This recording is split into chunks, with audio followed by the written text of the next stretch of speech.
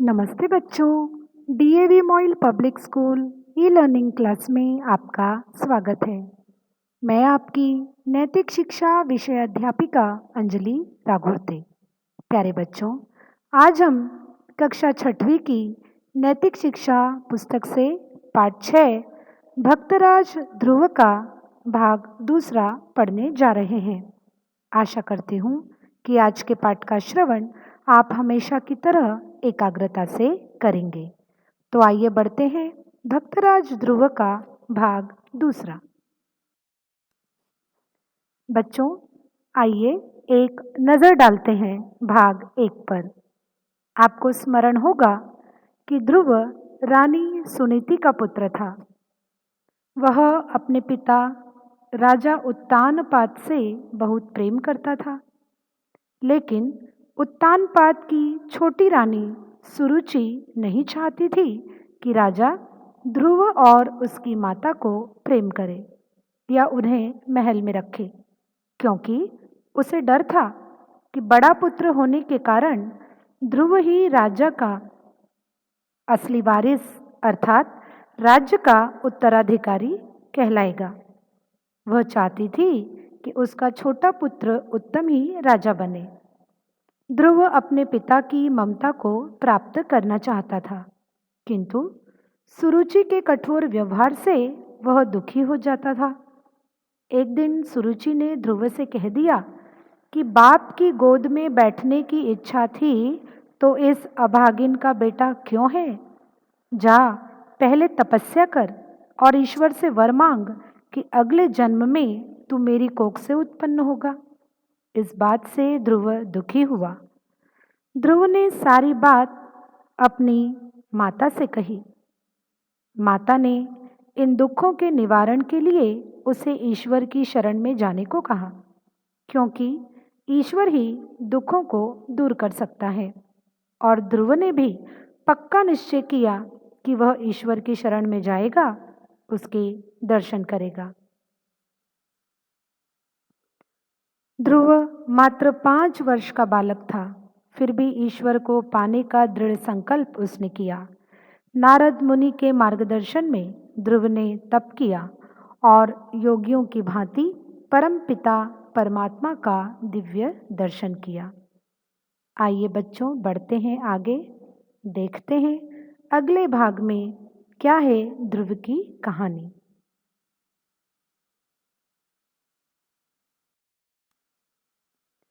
उधर ध्रुव के घर छोड़ने पर महाराज उत्तानपाद की भी आंखें खुली और वे अपने किए पर पछताने लगे।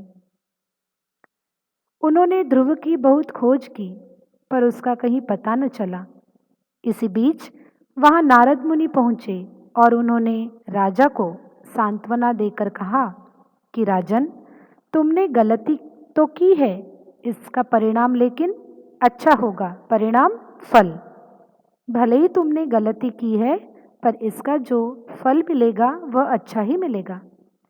प्रभु की कृपा से तुम्हारा पुत्र देवताओं में वंदनीय स्थान प्राप्त करेगा। सब पूजा करेंगे उसकी, पूजेंगे उसको।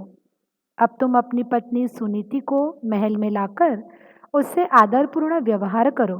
राजा ने वैसा ही किया। देखा बच्चों, राजा उत्तानपाद को अपने इस कार्य का कितना पछतावा हुआ, लेकिन इसी गलती को सुधारने हेतु वे अपनी रानी सुनीति को नारद मुनि के कहने पर आदरपूर्वक महल में ले गए। जब ध्रुव प्रतिज्ञा पूर्ण करके लौटा तो राजा ने अपने मंत्रियों, राज्य के गणमान्य लोगों को साथ लेकर बाजे गाजे के साथ ध्रुव की अगवानी की। अगवानी, स्वागत।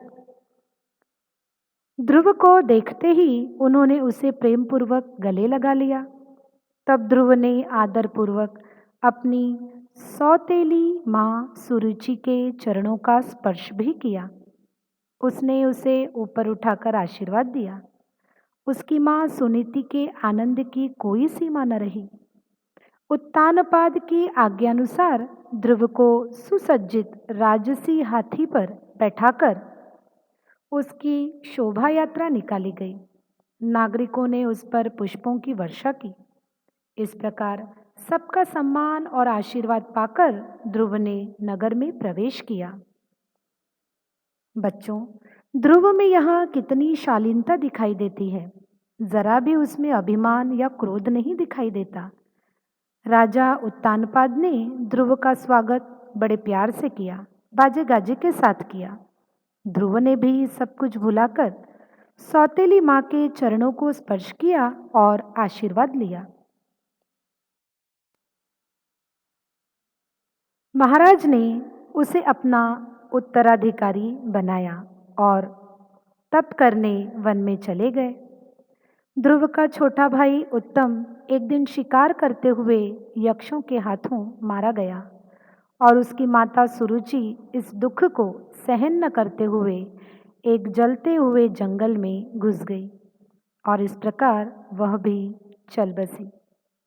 ध्रुव ने बहुत काल तक न्यायपूर्वक राज्य किया और वह वृद्ध होने पर अपने पुत्र को राज्य देकर बद्रिकाश्रम में तपस्या करने चले गए। देखा बच्चों, महाराज उत्तानपाद ने ध्रुव को राजा बनाया और तप करने वन में चले गए। कहते हैं कि बुराई का अंत बड़ा ही दर्दनाक होता है। यहाँ उत्तम की मृत्यु शिकार के दौरान हो गई और माता जलते वन में प्रवेश कर गई।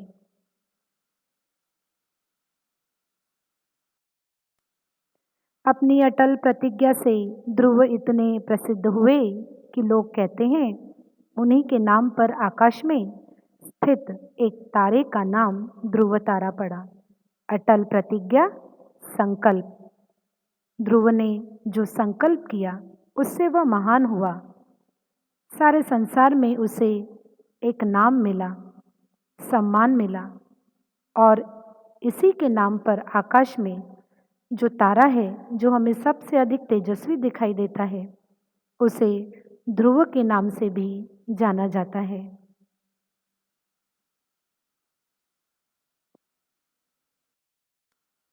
बच्चों, यहाँ पर आपको यदि इस कहानी को चलचित्र के माध्यम से देखना है तो इस लिंक को जो यूट्यूब की है आप खोल सकते हैं और उस कहानी को आप देख सकते हैं। आइए अब बढ़ते हैं गृह कार्य की ओर। अभ्यास के लिए आपको 2 प्रश्न दिए गए हैं। रिक्त स्थानों की पूर्ति कीजिए और सही उत्तर लिखो। इसे आप अपनी नैतिक शिक्षा की कॉपी में जल्दी से हल कर लेंगे। बच्चों, हमारा यह पाठ यहाँ समाप्त होता है। आशा करती हूँ कि आपने इस पाठ से बहुत ही अच्छी बातें सीखी होंगी और उस पर आप अमल भी करेंगे। यदि कोई भी हमारे साथ किसी भी प्रकार का व्यवहार करता है, चाहे वह बुरा ही क्यों ना हो, पर हम सदा औरों का मान रखेंगे, उनका भला ही करेंगे। हमें हमारे कर्म वचनों से इतना सशक्त और मजबूत बनना है कि सामने वाला हमारे साथ बुरा करने की सोचेगा भी नहीं। हमें सदैव हमारे कर्म वचन ऐसे रखने होंगे कि जिससे कोई आहत भी नहीं होगा। इस बात पर हमें विशेष ध्यान देना है। बच्चों, आपको आपके महान कर्मों से ध्रुव की तरह चमकना है और संसार में आपका स्थान बनाना है, जिससे हमेशा यह संसार आपको याद रखेगा। आशा करती हूँ कि आपको आज का पाठ समझ आया होगा। बहुत सी अच्छी बातें आपने इस पाठ से सीखी होंगी। हम फिर मिलेंगे अगली कक्षा में एक नए पाठ के साथ। तब तक के लिए धन्यवाद।